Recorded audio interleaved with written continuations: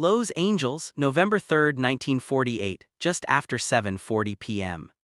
The office lights are still on, even though the studio lot outside has already begun to empty. The day's noise, carpenters, extras, assistants shouting for signatures has drained away, leaving only the hum of electricity and the faint smell of ink and cigarette smoke. Inside a private office on the upper floor, two men sit across from each other. They have known each other for over a decade, built names together, survived box office failures, awards nights, and whispered studio rumors side by side. On paper, they are equals. In public, they smile like allies. But tonight there is no small talk. One of them reaches into his jacket and removes a folded piece of paper. It is not typed. It is not on studio letterhead. There are no lawyers copied. No assistant standing by. Just a handwritten note. He places it gently on the desk between them, not sliding it forward, not emphasizing it, simply letting it exist. The other man does not reach for it right away. You can almost feel the pause stretching, not tense in the way arguments are tense, but heavy, considered, the kind of silence that suggests both men already understand what this moment represents. Finally, the note is picked up. It's short, fewer lines than you'd expect. No accusations, no threats, no ultimatums. What makes it unsettling is not what it says, but what it deliberately avoids saying. There is no mention of contracts. No demand for loyalty. No explanation. Just a quiet declaration of intention. And when the note is read, something invisible but permanent shifts. Because this is not a resignation. And it's not a fight. It's a withdrawal. At the time, no one outside that room knows this exchange has happened. There will be no headline, no gossip column hint. The studio's schedules remain unchanged. Public appearances continue. Photographs still show smiles. But from this night forward, the rhythm of both men's careers will begin to diverge. Not loudly. Not immediately. Quietly. What that handwritten note represents is something Hollywood rarely acknowledges out loud.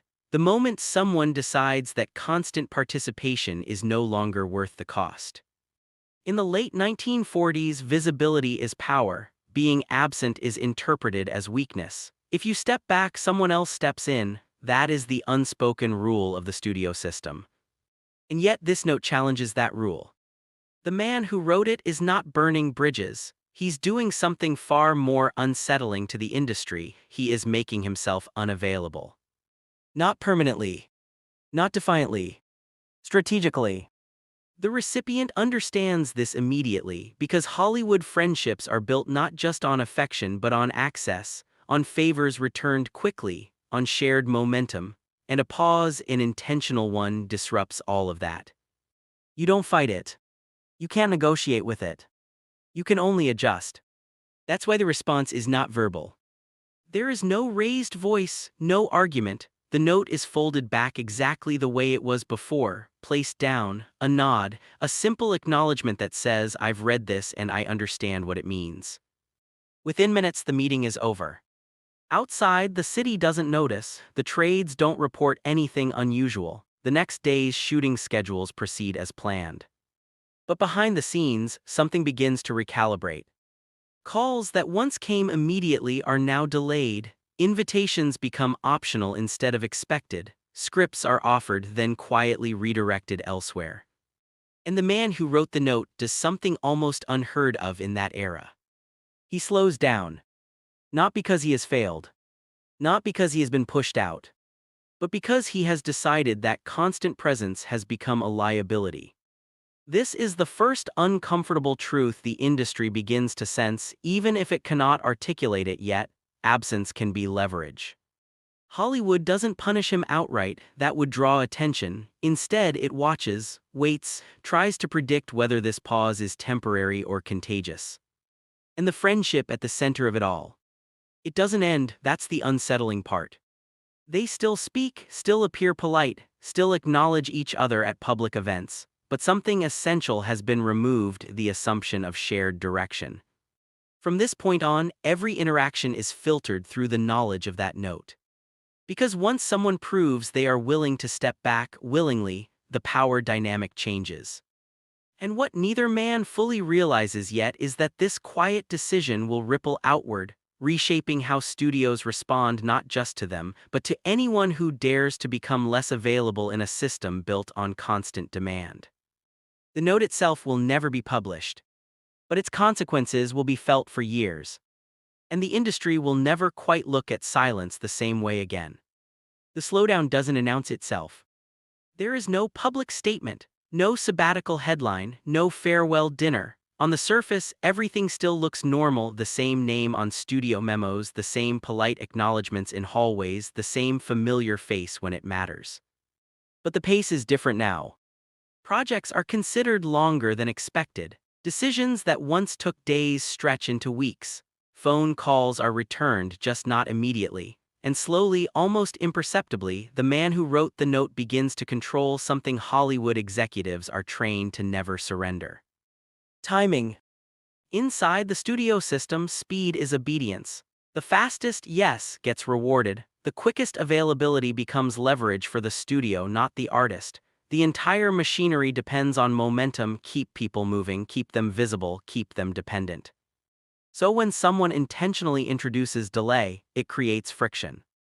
At first, executives assume it's temporary. A phase, burnout maybe. They've seen this before: stars who overestimate their value and quietly drift back once the phone stops ringing. But this is different. Because the phone does keep ringing. Just not on the studio's terms. Scripts are declined without explanation, not criticized, not negotiated, simply passed on. Meetings are postponed without urgency. When asked about future availability, the answers are noncommittal but calm. No rush. Not right now. Let's revisit later. These phrases sound harmless, polite even. But to an industry built on scheduling control, they are deeply destabilizing. You can almost feel the irritation spreading quietly through executive offices. Not anger, confusion, a sense that a familiar equation no longer balances. Why is pressure working? Hollywood understands ego, it understands fear, it understands ambition. What it struggles with is restraint that isn't rooted in collapse. And this restraint isn't defensive. It's intentional. Behind closed doors, the friendship affected by the handwritten note begins to feel the strain, not emotionally. But structurally, where there was once constant alignment, there is now uncertainty. The unspoken question lingers in every interaction. If he doesn't need this anymore, what does that mean for the rest of us? Because power in Hollywood has always flowed toward those who appear indispensable and dependent at the same time. This pause disrupts that illusion. The man who slowed down doesn't withdraw socially, he doesn't isolate himself, he simply refuses to orbit the studio's gravitational pull. And the industry notices something unsettling. The absence doesn't hurt him the way it's supposed to. In fact, it changes how he's perceived. When he does appear selectively, the room adjusts, meetings become more attentive, conversations more careful. The lack of urgency creates a subtle inversion. Suddenly his time feels valuable again. Executives don't like this feeling, because it suggests something they've long denied: that control isn't just about ownership or contracts, it's about access, and access loses power when someone is willing to do without it. The handwritten note begins to take on a new weight in retrospect. It wasn't just about a friendship recalibration. It was a declaration of autonomy, written quietly, enforced patiently. Hollywood doesn't retaliate overtly, that would acknowledge the shift. Instead, it adapts. New talent is elevated faster. Other stars are encouraged to stay visible, to stay hungry, to stay busy. The system subtly reinforces the idea that stepping back is risky, even as it grapples with the fact that this one pause hasn't resulted in punishment. And that contradiction makes people nervous. Because if restraint can work once, it can work again. The friendship at the center of this story now exists in a new space: courteous, functional, but permanently altered. Trust hasn't been broken, assumptions have. And assumptions are the foundation of Hollywood power. By the end of this period, something unspoken has been learned by everyone watching closely. Sometimes the most effective move isn't to fight for more influence, but to demonstrate that you can afford to step away from it. The studio system hasn't lost control yet, but it has felt it slip. Just slightly. And once that feeling exists, it can't be forgotten. The industry doesn't panic. Hollywood rarely does, at least not visibly. Instead, it studies, measures, tests the edges of this unexpected restraint to see where it bends. The man who paused becomes a quiet variable in the system, not removed, not sidelined, simply unpredictable. And unpredictability in an industry built on forecasting and schedules is dangerous.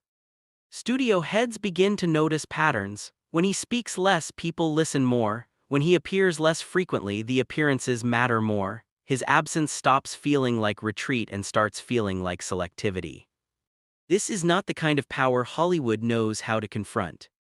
There is no contract clause for it, no penalty for disinterest, no public narrative to shape. The trades can't frame it as decline because the numbers don't support that story.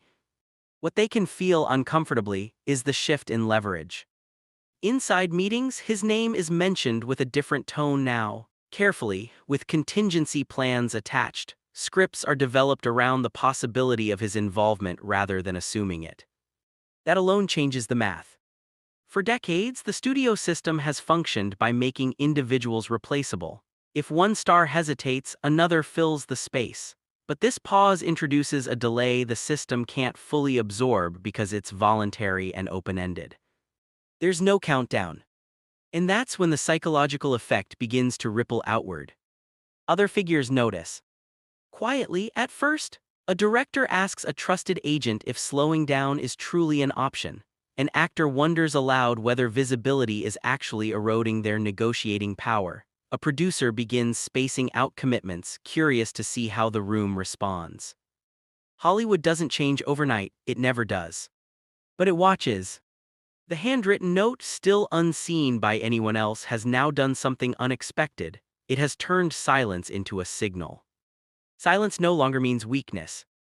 Silence means choice. And choice is something the studio system has always tried to limit. The friendship that once symbolized alignment now symbolizes divergence. The two men still exchange pleasantries, still share history, but they no longer share strategy. One remains embedded in the machinery. The other has stepped just far enough outside it to see its contours clearly. That distance creates perspective. From it, the paused figure recognizes something unsettling. The system only exerts total control over those who fear losing momentum. Once momentum stops being sacred, fear loses its grip. This realization doesn't make him louder, it makes him calmer. And calmness in a power structure built on urgency is disruptive. The studios respond the only way they know how, by reinforcing busyness elsewhere. More productions, more visibility, more constant output from those still eager to prove indispensability. But the contrast is already there. And audiences, though they don't yet know why, begin to feel it too. When he does return to the screen, even briefly, the work feels heavier, more deliberate, less interchangeable. The scarcity sharpens perception. This wasn't the intended outcome. The pause was meant to be a personal recalibration. Instead, it becomes an unintended lesson in influence. The industry starts to understand something it has long resisted admitting: control isn't just enforced, it's granted by participation. And participation, once voluntary, can be withdrawn. The handwritten note now feels less like a message to a friend and more like a quiet challenge to the entire system. A challenge Hollywood doesn't answer directly. But it never forgets. Because once silence becomes strategic, every loud demand starts to sound desperate by comparison. And the most unsettling part: no one can undo this realization. They can only decide whether they're brave enough to act on it. Power gained quietly still has a price.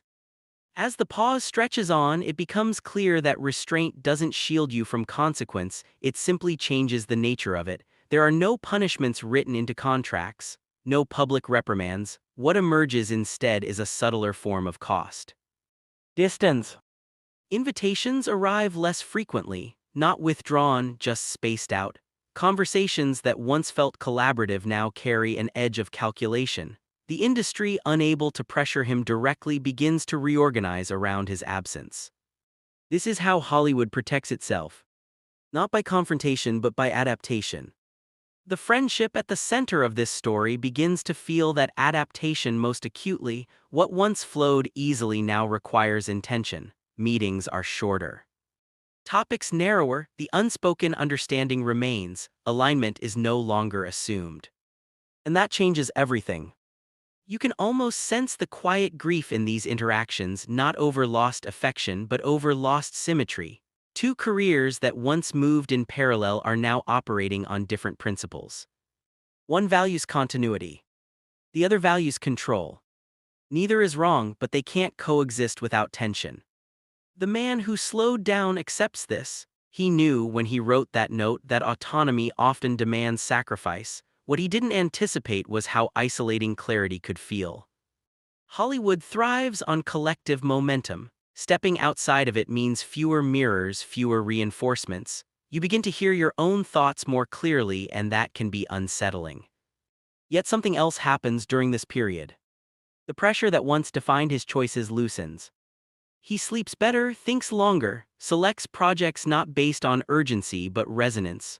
The work he does accept carries more personal imprint and less compromise. This recalibration doesn't go unnoticed. Critics start to describe his performances differently. Words like measured, intentional, controlled appear more often. The industry, whether it admits it or not, begins to associate his name with discernment rather than output. And that association has weight. The studio system still prefers reliability over reflection, but it can't ignore the fact that audiences respond to presence when it feels chosen rather than obligated. This creates a paradox Hollywood struggles to resolve. The person who participates less often begins to shape the conversation more when they do. Meanwhile, the friendship continues in its altered form, polite, respectful, but never fully repaired.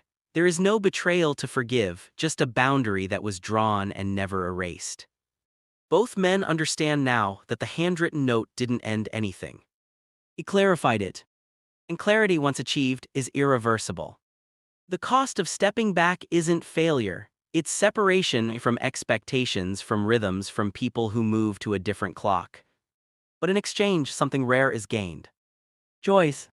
Not the illusion of choice offered by constant opportunity, but the real thing, the ability to say no without panic. Hollywood still hums along at its usual pace. But it hums differently around him now. Carefully. Because it has learned that not everyone can be pulled forward by momentum alone.